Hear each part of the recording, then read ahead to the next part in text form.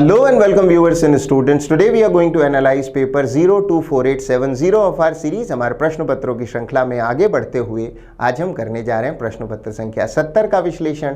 Paper 70 आपकी screen पर। पहला सवाल संख्या 76। हमारा निर्देश है choose the word that can substitute the given group of words. One word substitution का प्रश्न है। पढ़ते हैं। स्टडी ऑफ बॉडी फंक्शंस, शरीर की क्रियाओं के अध्ययन को कहते हैं फिजियोलॉजी, हिंदी में शरीर क्रिया विज्ञान। शरीर का कोई अंग कैसे काम करता है, इस अध्ययन को फिजियोलॉजी या शरीर क्रिया विज्ञान कहते हैं। विद्यार्थी इस संदर्भ में एक अन्य शब्द को भी देखें। एक अन्य साइंटिफिक टर्म है एनाटॉमी। एनाटॉमी का अर्थ है शरीर रचना विज्ञान। शरीर का कोई अंग कैसे बना है, इस अध्ययन को कहते हैं एनाटॉमी, शरीर रचना विज्ञान।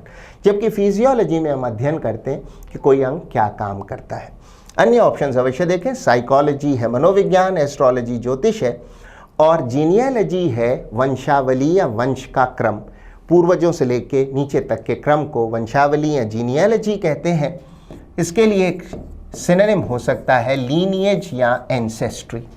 हमारा आंसर ऑप्शन बी ही रहेगा। आगे बढ़ते हुए सवाल संख्या 77 आपकी स्क्रीन पर। अब फिल इन द ब्लैंक का प्रश्न है the machine can be dash to deliver a certain number of coins. हमारा आंसर होगा the machine can be set. Machine को सेट किया जा सकता है ताकि वो एक निश्चित संख्या में कॉइन्स दे, सिक्के दे। अन्य ऑप्शंस अवश्य देखें। ऑप्शन ए अबेट का अर्थ है उकसाना या भड़काना। किसी को उकसाना या प्रेरित करना अक्सर कुछ गलत काम करने के लिए कहलाता है अबेट। ऑप्शन सी मैट जो है वो सेकंड फॉर्म है मीट की, मिलने की, और स्लैश है कटौती करना या कम करना। मैं कहूँ you need to slash your expenses का अर्थ हुआ तुम्हें अपने खर्चों में कमी या कटौती करनी चाहिए। आंसर ऑप्शन बी सेट ही होगा। आगे बढ़ते हुए सवाल संख्या 78 आपकी स्क्रीन पर। अब निर्देश है select the most appropriate antonym of the given word. प्रश्न शब्द का विलोम शब्द बताना है। प्रश्न शब्द है एब्सोल्यूट। एब्सोल्यूट का अर्थ होता है पूरी तरह से। अगर कोई चीज एब्सोल्युटली ट्रू है तो पूरी तरह से सही है। एब्सोल्यूट एडजेक्टिव है, अर्थ है पूरी तरह से। आंसर होगा पार्शियल। पार्शियल का अर्थ है आंशिक तौर पर। अन्य ऑप्शंस अवश्य देखें। शियर का अर्थ है निरा या पूर्ण। जैसे मैं कहूं शियर स्टूपिडिटी, निरी मूर्खता, पूर्ण मूर्खता। यद्यपि विद्यार्थी ध्यान दें, शियर का एक और अर्थ है झीना या पतला। अगर कोई कपड़ा शियर है तो बहुत बारीक है। आउटराइट का अर्थ होता है पूरी तरह से, सिरे से। अगर किसी चीज को आउटराइट रिजेक्ट किया जा रहा है, if something is being rejected outright, तो वो सिरे से, पूरी तरह से रिजेक्ट की जा रही है। प्योर आप जानते हैं शुद्ध है। हमारा आंसर होगा पार्शियल, ऑप्शन बी। आगे बढ़ते हुए सवाल संख्या 79 आपकी स्क्रीन पर। निर्देश है select the correct passive form of the given sentence. हमें एक्टिव वॉइस का एक वाक्य मिला है जिसे हमें पैसिव में बदलना है। वाक्य है my father fixed the computer easily. यहाँ फिक्स का अर्थ है मरम्मत करने से या रिपेयर करने से। विद्यार्थी ऐसे सवालों में सबसे पहले टेंस को पहचाने। वाक्य सिंपल पास्ट टेंस का है, सब्जेक्ट के साथ सेकंड फॉर्म है। पैसिव रचना में हमें लेना होगा वॉज अथवा वर के साथ थर्ड फॉर्म। नया सब्जेक्ट होगा द कंप्यूटर, चूंकि सिंगुलर है वॉज आएगा, और फिर थर्ड फॉर्म। हम सिर्फ उसी ऑप्शन को देखें जिसमें वॉज के साथ थर्ड फॉर्म हो। हमारा आंसर इस सूरत में हो सकता है सिर्फ तीसरा option, the computer was easily fixed by my father. कुछ विद्यार्थी सोचेंगे चौथा क्यों नहीं। चौथे में वॉज इजीली फिक्स है। पैसिव में हमेशा वर्ब की थर्ड फॉर्म आती है, फिक्स नहीं, फिक्स्ड होना चाहिए। ऑप्शन ए और बी बिल्कुल भी सही नहीं हो सकते। आंसर होगा option C, the computer was easily fixed by my father. Computer की बड़ी आसानी से मेरे पिता द्वारा मरम्मत कर ली गई, रिपेयर कर लिया गया। आंसर होगा ऑप्शन सी। आगे बढ़ते हुए सवाल संख्या 80 आपकी स्क्रीन पर। अब निर्देश है choose the word that means the same as the given word. हमें सिनोनिम बताना है प्रश्न शब्द लेयर का। विद्यार्थी ध्यान दें, इस शब्द का उच्चारण है लेयर। एक लेयर परत वाला भी होता है, इसका होमोफोन है। वो लेयर ये है जिसका अर्थ होता है परत। हम वापस आते हैं प्रश्न शब्द पर। प्रश्न शब्द लेयर का अर्थ है मांद।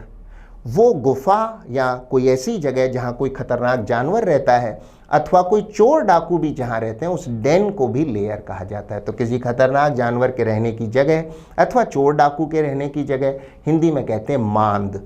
हमारा आंसर होगा हाइड आउट। हाइड आउट का अर्थ है छिपने की जगह, अक्सर किसी अपराधी या फिर ऐसे ही व्यक्ति की। अन्य ऑप्शंस अवश्य देखें। कनकरेंट के दो अर्थ हैं, एक अर्थ है समवर्ती और दूसरा है सहमति देने वाला। अगर विद्यार्थी संविधान के संदर्भ में देखते हैं तो कनकरेंट लिस्ट में वो टॉपिक आते हैं जिस पर केंद्र और स्टेट दोनों कानून बना सकते हैं। अगर दो संस्थाएं कनकरेंट व्यू की हैं तो इसका मतलब है दोनों आपस में सहमत हो रही हैं। तो समवर्ती भी अर्थ है और दूसरा अर्थ है सहमति देने वाला या सहमत। ऑप्शन बी अरेन को देखें, उच्चारण है अरेन। अरेन का अर्थ है आरोप लगाना या किसी को आरोप लगाकर न्यायालय में बुलाना। एक बेहतरीन सिनोनिम होगा इंडाइट। विद्यार्थी उच्चारण पर ध्यान दें, इंडाइट शब्द में सी साइलेंट होता है, इसे इंडिक्ट ना कहें, इंडाइट कहें। अपार्ट आप जानते हैं अलग या पृथक। हमारा आंसर होगा हाइड आउट, ऑप्शन सी।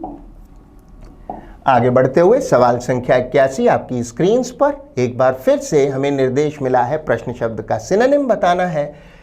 प्रश्न शब्द है राइद। राइद का अर्थ है छटपटाना या तड़पना। एक इसका सिनोनिम हो सकता है रिगल। छटपटाना, तड़पना। हमें सिनोनिम बताना है उपलब्ध ऑप्शंस में से। हमारा आंसर होगा फ्लाउंडर। फ्लाउंडर का अर्थ भी वही है जो रिगल या राइद का है, छटपटाना, तड़पना।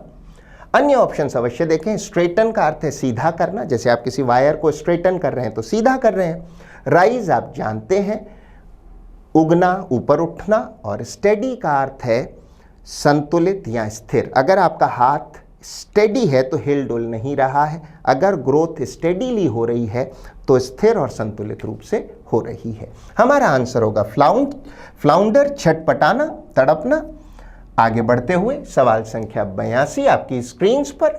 निर्देश है in the following question out of the given 4 alternative select the alternative which best expresses the meaning of the given idiom. हमें दिए हुए मुहावरे या इडियम का अर्थ बताना है टू टेक द वेल। यहां वेल का अर्थ घूंघट से नहीं लिया जाएगा। वेल एक तरह का आवरण है, घूंघट नुमा ही है, जो कि अक्सर नन्स या साध्वियां पहनती हैं। उनका एक खास तरह की पोशाक है। तो टू टेक द वेल का अर्थ है नन का या साध्वी का वो पोशाक धारण करना, अर्थात साध्वी बन जाना। To become a nun. When a woman decides to take the veil she becomes a nun. Nun का अर्थ है साध्वी, साध्वी बन जाना। अन्य ऑप्शंस अवश्य देखें। टू टेक अ रिस्पॉन्सिबिलिटी, जिम्मेदारी उठाना, बिल्कुल नहीं। टू शो इंटरेस्ट या टू हेल्प समवन भी नहीं। टू बिकम अ नन, साध्वी बनना। अगर वेल शब्द को सिर्फ अलग से देखा जाए तो इसका अर्थ होता है आवरण या घूंघट, पर पूरे मुहावरे का अर्थ विद्यार्थियों को लेना चाहिए। टू टेक द वेल का अर्थ है संन्यास लेकर साध्वी बन जाना, टू बिकम अ नन। हमारा आंसर होगा ऑप्शन ए। आगे बढ़ते हुए सवाल संख्या 83 आपकी स्क्रीन पर। रीअरेंजमेंट ऑफ सेंटेंसेस का सवाल है। करने की विधि आप जानते हैं, जैसे दिया है वैसे पढ़ें, पहली बार में हल करने की चेष्टा ना करें। दिए हुए ऑप्शंस को अनस्क्रैम्बल करें, सही क्रम में जमाएं, क्योंकि वो रैंडमली लिखे गए हैं। तो पहले पढ़ें और फिर इनके बीच के लिंक्स ढूंढें और फिर आंसर करें। पढ़ते हैं। The Spanish flu also known as the 1918 flu pandemic was a deadly pandemic. Pandemic का अर्थ है विश्वव्यापी महामारी। डेडली है घातक। इन रीसेंट हिस्ट्री, हालिया इतिहास में। It spread world wide. World wide का अर्थ है पूरी दुनिया में। ड्यूरिंग द ईयर 1918 एंड 1919, 1918 से 19 में ये पूरे विश्व में फैल गई बीमारी, महामारी। The virus infected 500 million people. 1 million 10 lakh का होता है, तो 500 मिलियन हुआ 50 crore. About a third of the world's population at that time. दुनिया की पॉपुलेशन उस समय पर जो थी उसका 1/3। 1918 में दुनिया की पॉपुलेशन लगभग 150 करोड़ रही होगी, तो 500 मिलियन 50 करोड़ उसका 1/3। The death toll was estimated. Death toll का अर्थ है मरे हुए लोगों की संख्या, मृतकों की संख्या। Was estimated to be at least 50 million. 50 million का अर्थ है 5 करोड़, क्योंकि 1 मिलियन 10 लाख का होता है। 5 करोड़ लोग मारे गए वर्ल्ड वाइड, विश्व भर में। Possibly as high has 100 million, शायद संभवतः 5 नहीं 10 crore, which makes it severest. Severest का अर्थ है सबसे गंभीर पेंडेमिक है, विश्वव्यापी महामारी इन ह्यूमन हिस्ट्री। इतना पढ़ने पर हम अच्छे से समझ गए ये स्पेनिश फ्लू के बारे में है। विद्यार्थी ध्यान दें, स्पेनिश फ्लू वास्तव में स्पेन से नहीं फैला था संभवतः अमेरिकी स्टेट कन्सेस से। वहाँ से ये फैला और पूरी दुनिया में फैल गया। स्पेनिश फ्लू इसलिए कहा जाता है क्योंकि स्पेन के अखबार इसके बारे में सबसे पहले खुलकर लिखते थे। ये एक इन्फ्लुएंजा है, एक प्रकार का बर्ड फ्लू है। पक्षी इसके होस्ट होते हैं और उससे ये फैलता है मानवों में और अन्यों में। अब हल करते हैं। देखिए, सबसे आसान जो लिंक है इस रीअरेंजमेंट में, एक तो है PQ और दूसरा है RS। सबसे पहले P खंड आना चाहिए क्योंकि ये इंट्रोडक्टरी खंड ही है, शुरुआती यहीं से हो रही है। The Spanish flu also known as the 1918 flu was a deadly pandemic, एक घातक विश्वव्यापी महामारी थी। उसके उपरांत होगा Q। इट प्रोनाउन आया है स्पेनिश फ्लू के लिए। It spread world wide during the year 1918 and 1919। ये बात पूरी हुई स्पेनिश फ्लू की शुरुआत की। आगे बढ़ते, अगला खंड सिर्फ R हो सकता है। The virus infected 50 million people, about a third of the world's population at that time. Virus ने उस समय की विश्व की 1/3 आबादी, लगभग 50 करोड़ लोगों को प्रभावित किया, 500 मिलियन। और अंत में सिर्फ ऐसी हो सकता है। द डेथ टोल, मरने वालों की जो सूची थी, was estimated to be about 50 million, लगभग 5 करोड़ लोग मारे गए दुनिया भर में, पॉसिबली 100 मिलियन या फिर 10 करोड़ संभवतः। इस प्रकार ये दुनिया की अब तक की सीवियरेस्ट, सबसे गंभीर व विश्वव्यापी महामारी बनी है मानव इतिहास की। वो ऑप्शन सही होगा जिसमें P के उपरांत Q हो और उनके उपरांत R हो और अंत में S हो। इस परिस्थिति में हमारा आंसर हो सकता है सिर्फ ऑप्शन B, अन्य कोई ऑप्शन सही नहीं। आगे बढ़ते हुए सवाल संख्या 84 आपकी स्क्रीन पर अब फिल इन द ब्लैंक का प्रश्न है। Sometimes even one good dash can make a big impact on both the persons. Sometimes even one good deed, deed का अर्थ है कार्य या कर्म। कभी कभी एक अच्छा कर्म या कार्य बहुत गहरा इम्पैक्ट का अर्थ है प्रभाव डाल सकता है दोनों व्यक्तियों पर, काम करने वाले पर और जिसके लिए काम हुआ है उस पर।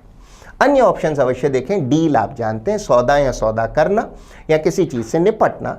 ड्वेल का अर्थ है कहीं निवास करना, इसीलिए मकान या घर को ड्वेलिंग भी कहा जाता है। ड्रिल के 2 अर्थ हैं, विद्यार्थी ध्यान दें। एक तो कहीं छेद करना, दूसरा अर्थ है कोई मिलिट्री की ट्रेनिंग या इसी प्रकार की एक्सरसाइज भी ड्रिल कहलाती है। हमारा आंसर ऑप्शन डी ही रहेगा। आगे बढ़ते हुए सवाल संख्या 85 आपकी स्क्रीन पर फिर से एक बार फिल इन द ब्लैंक का प्रश्न है। पढ़ते हैं, the sun dash directly in the east and sets directly in the west. वाक्य में क्या आंसर होना चाहिए? The sun rises directly in the east, सूर्य उगता है पूर्व में, और सेट डायरेक्टली होता है पश्चिम में। तो पूर्व में राइज होता है, उदय होता है, और पश्चिम में अस्त। हमारा आंसर होगा राइजेस। अन्य ऑप्शंस अवश्य देखें। एक्सपेंड का अर्थ है फैलाना, एलिवेट का अर्थ है ऊपर उठना या ऊंचा उठना, इसीलिए लिफ्ट को एलिवेटर कहते हैं क्योंकि वो ऊपर उठाती है। वैसे किसी को प्रमोट करने को भी एलिवेट करना कहते हैं। सम आप जानते हैं, या तो राशियां अथवा गणित के सवाल भी सम कहलाते हैं। हमारा आंसर होगा राइजेस। आगे बढ़ते हुए सवाल संख्या 86 हमें बताना है इनकरेक्टली स्पेल्ड शब्द, वो शब्द जिसकी स्पेलिंग गलत हो। हमारा आंसर होगा डिबॉचरी। डिबॉचरी की स्पेलिंग में DEBAUCHERY होना चाहिए। दी गई स्पेलिंग में ये ए नहीं है। डिबॉचरी का अर्थ है नैतिक भ्रष्टता। डिबॉचरी एक प्रकार की लाइफस्टाइल है जिसमें आदमी बहुत ज़्यादा ऐश्वर्यवादी जीवन जीता है, नशीली चीज़ों का उपभोग करता है, व्याभिचारी जीवन अपनाता है। तो नैतिक भ्रष्टता है जहां आप नशीली चीज़ों का उपभोग करें, खाने पीने का संयम भी ना रखें और व्याभिचार भी करें, तो डिबॉचरी है। अन्य ऑप्शंस अवश्य देखें। कॉन्शियंस का अर्थ है विवेक, सही या गलत की समझ को कॉन्शियंस कहते हैं। विद्यार्थी उच्चारण पर ध्यान दें, ये कॉन्साइंस नहीं है, कॉन्शियंस है। मैलिग्नेंट का अर्थ है अति हानिकारक। खतरनाक किस्म के कैंसर्स को भी मैलिग्नेंट कैंसर कहा जाता है। ड्यूबियस का अर्थ है संदिग्ध या संदेहपूर्ण। हमारा आंसर होगा ऑप्शन सी, डिबॉचरी। बाकी तीनों की स्पेलिंग पहले से सही है। आगे बढ़ते हुए सवाल संख्या 87 आपकी स्क्रीन पर अब निर्देश है choose the option that is the correct indirect form of the given sentence. Direct speech का एक वाक्य मिला है, इसे बदलना है इनडायरेक्ट स्पीच में। पढ़ते हैं, Ravi said quote I may sell this tie unquote. Ravi ने कहा मैं ये टाई बेच सकता हूं। इनडायरेक्ट स्पीच में बदलते समय सबसे पहले डायरेक्ट स्पीच के वाक्य की रिपोर्टिंग वर्ब देखें। Reporting verb said past tense में है, जिसका अर्थ है इनडायरेक्ट स्पीच बनाते समय डायरेक्ट स्पीच के टेंस को बदला जाएगा। मे सेल बदलकर हो जाएगा माइट सेल और दिस टाई बनेगा दैट टाई। विद्यार्थी उन्हीं ऑप्शंस को देखें जिनमें माइट सेल दैट टाई हो। ऑप्शंस हो सकते हैं सिर्फ ऑप्शन सी और डी। हमारा आंसर होगा option C. Ravi said that he might sell that tie. आप सोचते होंगे ऑप्शन डी क्यों नहीं, माइट सेल दैट टाई तो उसमें भी है। वहां एक प्रोनाउन की गलती है, आई लिख दिया गया है, होना चाहिए ही। डायरेक्ट स्पीच में रवि ने स्वयं को आई कहा होगा, इनडायरेक्ट स्पीच में वो हो जाना चाहिए ही, इसलिए ऑप्शन सी सही होगा, डी नहीं। जहां तक ऑप्शन ए और बी का सवाल है वो कदापि सही नहीं हो सकते। ही मे सेल नहीं हो सकता, ना ही शुड सेल। आंसर होगा ऑप्शन सी। आगे बढ़ते हुए सवाल संख्या 88 निर्देश है rearrange the parts of the sentence in the correct order. हमें एक वाक्य मिला है जिसके सेगमेंट्स हैं, खंड हैं, जिन्हें रैंडमली या फिर बेतरतीब क्रम से लिख दिया गया है। हमें पढ़कर उन खंडों को अनस्क्रैम्बल करना है, सही क्रम में जमाना है, रीअरेंज करना है। करने की विधि से आप वाकिफ हैं, जैसे दिया है वैसे पढ़ें फिर हल करें। सबसे पूर्व में होगा एज ग्लोबल, उसके बाद ये चारों खंड पढ़ते हैं। एज ग्लोबल सेगमेंट पी कहता है electricity generation is expected to. Electricity generation का अर्थ है विद्युत उत्पादन, एक्सपेक्टेड का अर्थ है उम्मीद होना, अपेक्षा होना। Significantly to maintain its current share of the mix. Significantly का अर्थ है काफी हद तक, मेंटेन है बनाए रखना। करंट शेयर का अर्थ है वर्तमान भाग या अंश। Segment R double over the next 3 decades. Double है दोगुना, ओवर द नेक्स्ट 3 डिकेड्स का अर्थ है अगले 3 दशकों में। एक डिकेड 10 वर्षों का समय होता है, तो 3 डिकेड्स का अर्थ है 30 वर्ष। न्यूक्लियर पावर है परमाणु शक्ति। जेनरेटिंग कैपेसिटी, कैपेसिटी का अर्थ है क्षमता। Would need to expand, expand का अर्थ है विस्तृत होना या फिर बढ़ना। इतना पढ़ने पर हमें खासा अच्छा अनुमान हो चला है ये विद्युत उत्पादन में जो विस्तार हो रहा है उसमें न्यूक्लियर पावर में क्या बढ़ोतरी की आवश्यकता है उस विषय में है। अब हल करते हैं। इतना पढ़ने पर हम आसानी से देख सकते हैं कि सबसे आसान जो लिंक है वो है पी आर और आर एस। सबसे पहले एज ग्लोबल के उपरांत ऑप्शन पी होगा, सेगमेंट पी होगा। As global electricity generation is expected to, जैसा कि अपेक्षा है विद्युत उत्पादन electricity generation is expected to, उम्मीद है डबल, वो दोगुना हो जाएगा ओवर द नेक्स्ट 3 डिकेड्स, अगले 30 वर्षों में। न्यूक्लियर पावर जो है परमाणु शक्ति है, generating capacity, nuclear power generating capacity, परमाणु जो विद्युत है उसके उत्पादन की जो क्षमता है, वुड नीड टू, एस के उपरांत सिर्फ एक ही खंड हो सकता है और वो है Q, would need to expand significantly. इसके लिए परमाणु शक्ति के जो उत्पादन की क्षमता है उसको काफ़ी हद तक बढ़ाया जाना पड़ेगा टू मेंटेन, ताकि बनाए रख सकें it's current share of the mix, जो टोटल मिक्स है उसमें उसका जो वर्तमान शेयर है वो बना रहे। तो पहले P, फिर R और फिर S और अंत में Q। ऐसा कौन सा ऑप्शन है जिसमें P, R फिर S हो और अंत में Q हो? आंसर हो सकता है सिर्फ ऑप्शन B, अन्य कोई ऑप्शन सही नहीं। आगे बढ़ते हुए सवाल संख्या 89 आपकी स्क्रीन पर अब फिल इन द ब्लैंक का प्रश्न है। पढ़ते हैं। ग्रुप ऑफ गूगलर्स, गूगलर्स का अर्थ है गूगल के एम्प्लॉइज। वैसे शब्द गूगलर का अर्थ उस व्यक्ति से भी लिया जाता है जो गूगल सर्च इंजन का इस्तेमाल करता हो। यहां हम अर्थ लेंगे गूगल के एम्प्लॉइज से। गेट टुगेदर, साथ आते हैं रेगुलरली, नियमित रूप से। To dash and decide which events will be celebrated with a doodle. Event से घटना है, डूडल है गूगल के होम पेज का अस्थायी लोगो। ये लोगो समय समय पर बदलता है, किसी खास इवेंट को दर्शाने के लिए, कोई इम्पॉर्टेंट समसामयिक घटना हुई हो, इवेंट हुई हो, उसको बताने के लिए भी डूडल को अक्सर चेंज कर दिया जाता है उस होम पेज के लोगों को। हमारा आंसर होगा get together regularly to brainstorm. Brainstorm का अर्थ है किसी बात पर डिस्कशन करना या मंथन करना। तो वो डिस्कशन करने के लिए, मंथन करने के लिए इकट्ठा होते हैं और फिर तय करते हैं कि किसी इवेंट विशेष के लिए कौन सा डूडल लगाया जाए, किस डूडल का प्रयोग किया जाए। अन्य ऑप्शंस अवश्य देखें। रिलीफ आप जानते हैं राहत। डिस्क्रेडिट का अर्थ है बदनाम या बदनाम करना या अपयश शब्द नाउन भी है और वर्ब भी, बदनाम या अपयश भी और वर्ब के रूप में बदनाम करना भी। सैल्यूट आप जानते हैं, सलाम करना, सैल्यूट करना। हमारा आंसर ऑप्शन ए होगा। आगे बढ़ते हुए सवाल संख्या 90 आपकी स्क्रीन पर। अब हमें मिला है निर्देश, find the part of the given sentence that has an error in it, if there is no error choose no error as your answer. वाक्य है, personal care products can also been made from agricultural ingredients. Ingredients का अर्थ है अवयव या वो चीजें, घटक जिससे कोई चीज बनती है, तो अवयव, घटक या सामग्री, सच एज फ्लावर, फूल और fruit extracts and oils. Fruit आप जानते हैं फल, एक्सट्रैक्ट्स का अर्थ है किसी चीज को जब किसी से निचोड़ कर निकाला जाए अथवा उससे उसको प्राप्त किया जाए, तो सार, निचोड़ या किसी चीज से मिला हुआ कोई रस, एंड ऑयल्स। एरर कहाँ है? एरर निसंदेह यहां है, कैन ऑल्सो बीन नहीं होगा, can also be made. Can be made होगा, हम जानते हैं कैन का पैसिव कैन बी होता है, ना कि can be. Can also be made या can be made from agricultural ingredients. So personal care products जो है वो बनाए जा सकते हैं एग्रीकल्चरल या खेती से संबंधित अवयवों या घटकों से, सच एज फ्लावर जैसे कि फूल, फ्रूट एक्सट्रैक्ट्स फ्रूट के रस या निचोड़ या सार से, एंड ऑयल्स। किस खंड में एरर है? हमारा आंसर होगा option A, can also B नहीं, कैन ऑल्सो बी होना चाहिए था। एरर खंड ए में है, शेष सभी खंड पहले से ही सही है। आंसर होगा ऑप्शन ए। आगे बढ़ते हुए सवाल संख्या 91 में आपकी स्क्रीन पर फिर से एरर का पता लगाना है दिए हुए वाक्य में, तो पढ़ते हैं, and so for the sex of his son he has remained absolutely काम। एरर कहाँ है? निसंदेह एरर यहां है, फॉर द सेक्स ऑफ नहीं होता, फॉर द सेक ऑफ होता है, के लिए।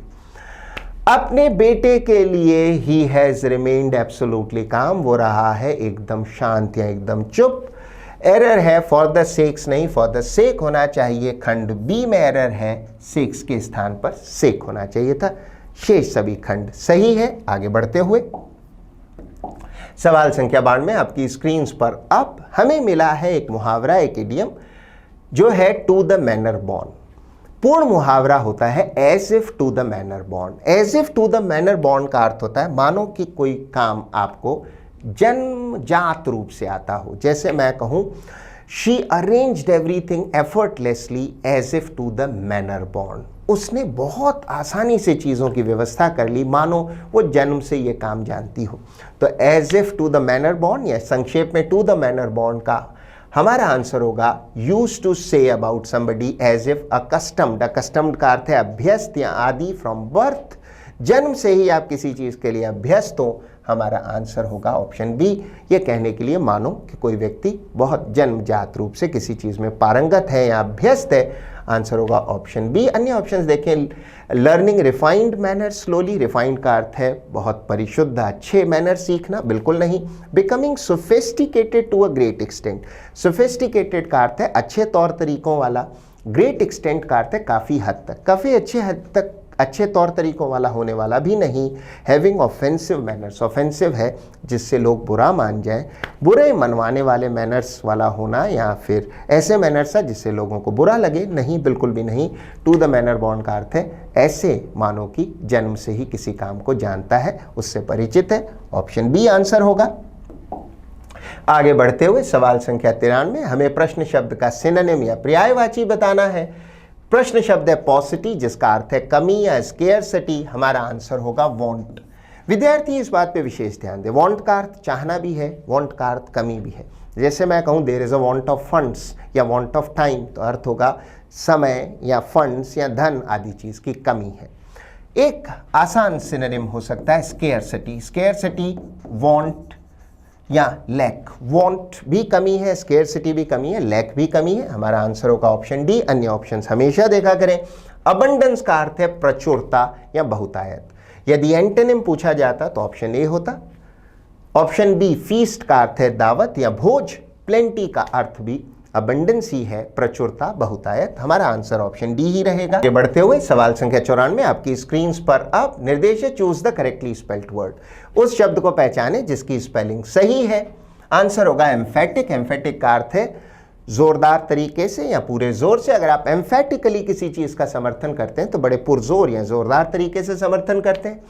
अन्य ऑप्शंस देखते हैं। ग्रेगेरियस की स्पेलिंग में एरर कहाँ है? ग्रेगेरियस की स्पेलिंग में यहाँ एरर है, आई के स्थान पर ई लिखा गया है। ग्रेगेरियस का अर्थ है समूहचर या मिलनसार, जो लोगों से मिलना जुलना चाहे, मित्रों बंधु बांधवों के साथ रहना चाहे, उसे कहते हैं ग्रेगेरियस, समूहचर। लाइब्रेरियन की स्पेलिंग में भी गलती है, LIBERARIAN होना चाहिए, लाइब्रेरियन, पुस्तकालयाध्यक्ष। और गैंगस्टर की स्पेलिंग में अंत में AR नहीं ER होता है। गैंगस्टर का अर्थ है किसी गैंग का सदस्य। हमारा आंसर होगा एम्फेटिक, जो कि पूरी तरह से करेक्टली स्पेल्ड है। आगे बढ़ते हुए सवाल संख्या 95 आपकी स्क्रीन पर। फिल इन द ब्लैंक्स करना है, 2 ब्लैंक है, हमें वो ऑप्शन चुनना है जो दोनों ब्लैंक्स को सही तरह से भरे। तो पढ़ते हैं, despite there dash intentions. Intentions का अर्थ है इरादा, उनके डैश इरादों के बावजूद द कमिटी है समितिज final decision was met with dash by the public. हमारा आंसर होगा option C, despite their noble intentions. Noble का अर्थ है उच्च, महान या बहुत अच्छे। उनके अच्छे या उच्च इरादों के बावजूद the committee's final decision was met with scepticism by the people. Scepticism का अर्थ है संदेह या शक। उनके बहुत अच्छे इरादे थे, फिर भी उसके बावजूद भी कमिटी का जो फाइनल डिसीजन था उस पर जनता ने संदेह ही रखा, शक ही किया। स्केप्टिसिज्म है संदेह या शक। अन्य ऑप्शंस अवश्य देखें। सेल्फिश होता है स्वार्थी। अपलॉज का अर्थ है तालियां या वाहवाही। मिसगाइडेड का अर्थ है पथ भ्रष्ट, जो गलत रास्ते पर चल पड़ा है वो मिसगाइडेड है। प्रेज है प्रशंसा करना। जेन्युइन का अर्थ है सच्चा या अच्छा। एक्सेप्टेंस का अर्थ है स्वीकृति। आप सोचते होंगे ऑप्शन डी क्यों नहीं? जेन्युइन इंटेंशंस के बावजूद जनता ने स्वीकार किया, ऐसा नहीं। जेन्युइन इंटेंशंस के बावजूद जनता ने अस्वीकार किया, तब तो हम इसको कंसीडर कर सकते थे। हमारा आंसर डी नहीं, ऑप्शन सी ही होगा। आगे बढ़ते हुए सवाल संख्या 96 से 100, एक क्लोज टेस्ट। आप जानते हैं फिल इन द ब्लैंक्स का एक सेट है, करने की विधि से आप वाकिफ हैं। जैसे दिया है वैसे पैसेज को पढ़ें, पहली बार में हल करने की चेष्टा ना करें। यदि समय का अभाव हो तो आधा पैसेज पढ़ें, फिर हल करें और हमेशा ब्लैंक के आगे तक पढ़ें। पढ़ते हैं, Krishna helped my husbands create a strategy. Strategy का अर्थ है रणनीति। They dash by killing Jarasandh the most feared. Feared means जिससे लोग डरते हो। Dash of the time and incidentally. Incidentally का अर्थ है संयोगवश या प्रसंगवश। A long time enemy of Krishna. और लॉन्ग टाइम एनिमी का अर्थ है बहुत पुराना शत्रु। Of Krishna means Krishna. Dash released the many kings Jarasandha had imprisoned. Imprisoned का अर्थ है कैद में डालना। In his लेबिरिंथ्स। लेबिरिंथ्स का अर्थ है भूल भुलैया। इतना पढ़ने पर हमें खासा अच्छा अनुमान हो चला है कि ये पैसेज द्रौपदी बोल रही है अपने पतियों के बारे में, जिन्होंने श्री कृष्ण के मार्गदर्शन में जरासंध का वध किया था। अब हल करते हैं। Krishna helped my husbands create a strategy. एक रणनीति बनाने में उनकी सहायता की। They dash by killing Jarasandha. They began. उन्होंने शुरुआत की जरासंध को मारकर। अन्य ऑप्शन अवश्य देखें। बिगन, बिगिन की थर्ड फॉर्म है, बिगैन सेकंड फॉर्म है। इनिशिएट है शुरू करना, और कमेंस भी शुरू करना।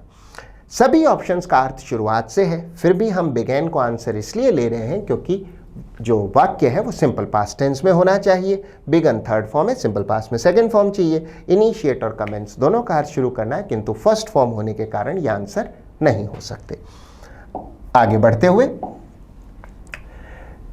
Begin by killing Jarasandh the most feared ruler. Ruler का अर्थ है शासक ऑफ द टाइम। उस समय का वो सबसे ज्यादा बहुत ज्यादा डरावना या फिर भय उत्पन्न करने वाला, जिससे लोग डरते थे, तो वो भयकारी या भय उत्पन्न करने वाला शासक था ऑफ द टाइम, उस समय का। अन्य ऑप्शन अवश्य देखें। सॉवरेंटी का अर्थ है संप्रभुता। आम भाषा में कहें तो पूर्ण राजनीतिक स्वतंत्रता। यदि कोई देश सॉवरेन है तो पूरी तरह से स्वतंत्र है। रूल का अर्थ है शासन, हुकूमत या नियम। और डोमिनियन का अर्थ है एक ऐसा उपनिवेश या कॉलोनी जो किसी अन्य देश के नियंत्रण में हो और उसके प्रमुख अधिकार उस अन्य देश के पास हो। बाकी सामान्य क्षेत्रों में डोमिनियन स्वतंत्र होता है। तो एक प्रकार का उपनिवेश या कॉलोनी। हमारा आंसर होगा ruler, the most feared ruler of the time. उस समय का सबसे अधिक भयकारी या भय उत्पन्न करने वाला, लोगों में डर उत्पन्न करने वाला शासक। आगे बढ़ते हुए, of the time and incidentally, और संयोगवश या प्रसंगवश, a long time enemy of Krishna, Krishna का एक बहुत पुराना शत्रु, डैश रिलीज्ड, दे देन, उन्होंने शुरुआत की जरासंध को मारने से, और उसके उपरांत दे देन रिलीज्ड, उसके उपरांत उन्होंने मुक्त कर दिए, छोड़ दिए, many kings Jarasandha had imprisoned, जिनको जरासंध ने कैद में रखा था, इन हिज लेबिरिंथ्स। अन्य ऑप्शंस देखते हैं। देन आफ्टर दे नहीं होगा, दे देन मीन्स देयर आफ्टर, उसके उपरांत उन्होंने, दे कैप्ट भी नहीं, उन्होंने छोड़ा है इसलिए कैप्ट नहीं, देयर आफ्टर दे तो बिल्कुल भी नहीं, हमारा आंसर होगा दे देन रिलीज्ड, उसके उपरांत उन्होंने मुक्त कर दिए, छोड़ दिए, the many kings Jarasandha had imprisoned, जिन्हें जरासंध ने कैद में रखा था, इन हिज लेबिरिंथ्स है भूल भुलैयाओं में, एंड गेव देम बैक, और उन्हें वापस दे दिया, देयर, उनका जो है किंगडम्स, उन राजाओं को मुक्त कर दिया और उन्हें अपने किंगडम्स यानी राज्य लौटा दिए, उनको मुक्त करके अपने राज्य दे दिए। अन्य ऑप्शंस देखें। हुज आप जानते हैं जिसका, देयर वहां, दैट आप जानते हैं, हमारा आंसर होगा देयर उनका, किंगडम्स का अर्थ राज्य, तो उनका के स्थान पर प्लूरल होने के कारण हम कहेंगे उनके राज्य उन्हें लौटा दिए। आगे बढ़ते हुए, and gave them back their kingdoms, उन्हें उनके राज्य लौटा दिए, दिस मेड माई हस्बैंड्स, इसने बना दिया मेरे पतियों को सो पॉपुलर, इतने लोकप्रिय, that dash they went, wherever they went, इतना लोकप्रिय बना दिया कि वेयर एवर है जहां कहीं भी दे वेंट वो जाते थे, आफ्टर दैट उसके उपरांत, देवर ग्रीटेड विथ फ्रेंडशिप, ग्रीट का अर्थ है अभिवादन करना, सभी लोग उनका मित्रता से अभिवादन करते थे। अन्य ऑप्शंस देखें। इफ एट ऑल का अर्थ होता है यदि हो भी तो, इफ एट ऑल आंसर नहीं है पर बहुत अच्छा एक्सप्रेशन है, इस पर ध्यान दें। जैसे मैं कहूँ यदि पार्टी हुई तो भी 9 बजे बाद ही होगी, तो the party will be after 9 PM if at all we are able to have one, अगर हुई तो भी, विच एवर होता है जो कोई भी, व्हेन इफ आप जानते हैं, हमारा आंसर होगा वेयर एवर, जहाँ कहीं भी दे वेंट वो गए, देवर ग्रीटेड विथ फ्रेंडशिप, उनको मित्रता से उनका अभिवादन किया जाता था। सो ये था आपका विश्लेषण पेपर 70 का। I hope you were able to learn something from this analysis. अच्छे इफेक्ट के लिए, अच्छे असर के लिए, अच्छे रिजल्ट्स के लिए वीडियो को फिर से देखें, इसमें सिखाए गए नियमों का अभ्यास करें, सीखी हुई वोकैबुलरी को नोट करें, याद करें, और बहुत बेहतर होगा अपने एग्जाम्पल सेंटेंसेस बनाकर यूज़ करें। So keep working, keep learning, keep trying, all the best, thank you and bye bye.